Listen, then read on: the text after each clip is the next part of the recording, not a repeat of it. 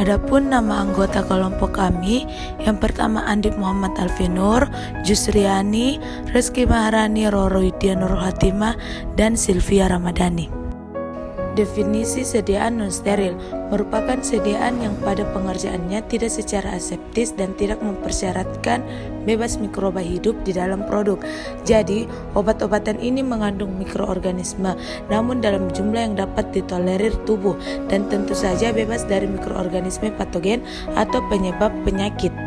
Batasan mikroorganisme yang masih dapat ditolerir tubuh manusia yaitu mikroorganisme jenis kapang dan kamir tidak lebih dari 1000 CFU per gram atau mili, sedangkan untuk bakteri aerob tidak lebih dari 1000 CFU per gram atau mili. Meskipun sediaan farmasi ada yang tergolong sediaan non-steril, namun dalam pembuatannya mencangkup produksi dan kontrol kualitas, menerapkan prinsip-prinsip CPOB atau cara pembuatan obat yang baik. Pedoman CPOB dengan ketat mengatur semua tahapan dalam pembuatan sediaan farmasi. Pengelolaan produk non-steril, yang pertama itu ada perencanaan. Perencanaan obat merupakan proses kegiatan dalam pemilihan jenis, jumlah, dan harga obat yang sesuai dengan kebutuhan dan anggaran untuk periode pengadaan yang akan datang. Perencanaan dipengaruhi berbagai hal seperti beban epidemiologi penyakit, keefektifan obat terhadap suatu penyakit, dan dipertimbangkan pula harga obat. Yang kedua, ada pengadaan. Pengadaan obat merupakan proses untuk menyediakan obat yang dibutuhkan untuk UPT instalasi farmasi. Pengadaan obat dilaksanakan oleh Dinas Kesehatan Provinsi dan Kabupaten atau kota sesuai dengan ketentuan-ketentuan dalam pelaksanaan pengadaan barang atau jasa, instansi pemerintah, dan pelaksanaan anggaran pendapatan dan belanja negara. Yang ketiga adalah penerimaan. Penerimaan merupakan kegiatan untuk menjamin kesesuaian jenis, spesifikasi, jumlah, mutu, waktu, penyerahan, dan harga yang tertera dalam kontrak atau surat pesanan dengan kondisi fisik yang diterima. Semua dokumen terkait penerimaan barang harus tersimpan dengan baik. Dan yang keempat yaitu penyimpanan. Penyimpanan adalah suatu kegiatan menyimpan, memelihara, dan menempatkan perbekalan farmasi yang diterima pada tempat yang dinilai aman dari pencurian serta gangguan fisik yang dapat merusak mutu obat. Tujuan penyimpanan adalah untuk memelihara mutu sediaan farmasi, menghindari penggunaan yang tidak bertanggung jawab, menjaga ketersediaan, dan memudahkan pencarian serta pengawasan.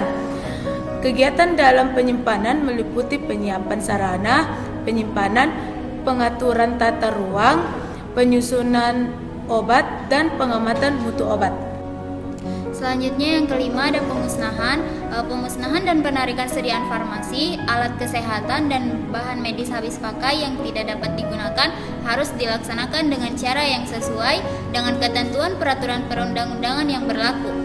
Pemusnahan dilakukan untuk sediaan farmasi, alat kesehatan, dan bahan medis habis pakai bila yang pertama itu produk tidak memenuhi syarat mutu, kedua tidak kadaluarsa, yang ketiga tidak memenuhi syarat untuk dipergunakan dalam pelayanan kesehatan atau kepentingan ilmu pengetahuan, dan yang keempat itu dicabut izin edarnya. Tahapan pemusnahan obat terdiri dari yang pertama ada membuat daftar sediaan farmasi, alat kesehatan, dan bahan medis habis pakai yang akan dimusnahkan. Yang kedua itu menyiapkan berita acara pemusnahan.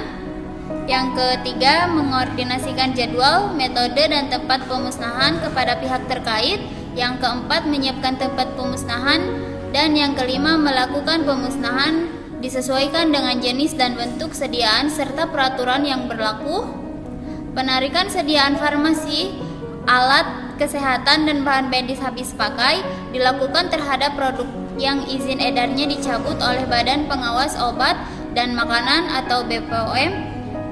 Penarikan sediaan farmasi, alat kesehatan, dan bahan medis habis pakai dilakukan oleh BPOM atau pabrikan asal.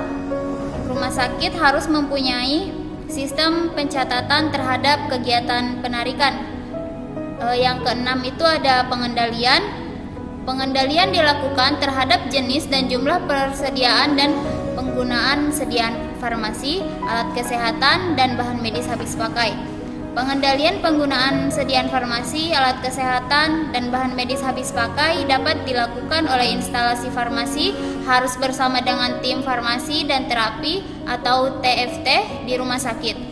Tujuan pengendalian persediaan sediaan farmasi, alat kesehatan, dan bahan medis habis pakai adalah untuk yang pertama itu penggunaan obat sesuai dengan formularium rumah sakit. Yang kedua, penggunaan obat sesuai dengan diagnosis dan terapi. Yang ketiga, memastikan persediaan efektif dan efisien atau tidak terjadi kelebihan dan kekurangan atau kekosongan, kerusakan, kadaluarsa, dan kehilangan serta pengembalian pesanan sediaan alat farmasi, alat kesehatan, dan bahan medis habis pakai. Cara untuk mengendalikan pengendalian sediaan farmasi, alat kesehatan, dan bahan medis habis pakai adalah yang pertama itu melakukan evaluasi persediaan yang jarang digunakan atau slow moving. Yang kedua itu melakukan evaluasi persediaan yang tidak digunakan dalam waktu 3 bulan berturut-turut atau dead stock. Yang ketiga itu stock of name yang dilakukan secara periodik dan berkala. Yang ketujuh itu pencatatan dan pelaporan terhadap kegiatan pengelolaan sediaan farmasi, alat kesehatan, dan bahan medis habis pakai yang meliputi perencanaan kebutuhan, pengadaan, penerimaan, dan pendistribusian, pengendalian persediaan, pengembalian, pemusnahan, dan penarikan sediaan farmasi, alat kesehatan, dan bahan medis habis pakai. Pelaporan dibuat secara periodik dan dilakukan instalasi farmasi dalam periode waktu tertentu atau bulanan, triwulan, semester, atau per tahun. Jenis-jenis pelaporan yang dibuat menyesuaikan dengan peraturan yang berlaku. Pencatatan dilakukan untuk persyaratan Kementerian Kesehatan atau BPOM, dasar akreditasi rumah sakit, dasar audit rumah sakit, dan dokumentasi farmasi. Selanjutnya ada pelaporan dilakukan sebagai komunikasi antara level manajemen, penyiapan laporan tahunan yang komprehensif mengenai kegiatan di instalasi farmasi, dan yang terakhir itu laporan tahunan. Selanjutnya ada klasifikasi ruangan.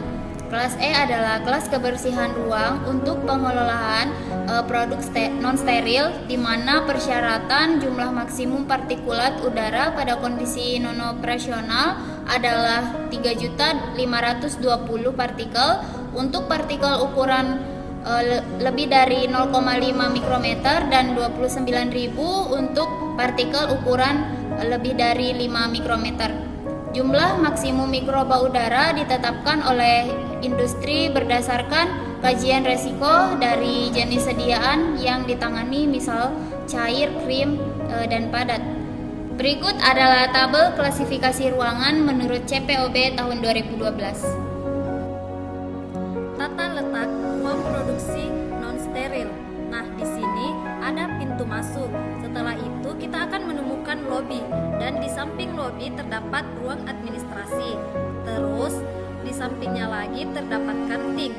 Nah, kemudian di sini terdapat loker, dan di sini terdapat loker 1 dan loker 2. Terus di sini terdapat ruang ganti untuk pria dan ruang ganti untuk wanita yang terhubung ke ruangan teknik. Ini ruangan teknik, lalu ruang perlengkapan teknik dan koridor di sini. Nah, kemudian di samping koridor terdapat administrasi pengemasan. Setelah itu di atas koridor terdapat ruang ganti pria dan ruang ganti wanita lagi yang terhubung ke sarana penunjang. Nah, sarana penunjang ini di sampingnya terdapat ruang penyimpanan produk antara. Terus di bagian ini terdapat ruang antara grey yang terhubung ke ruang produksi.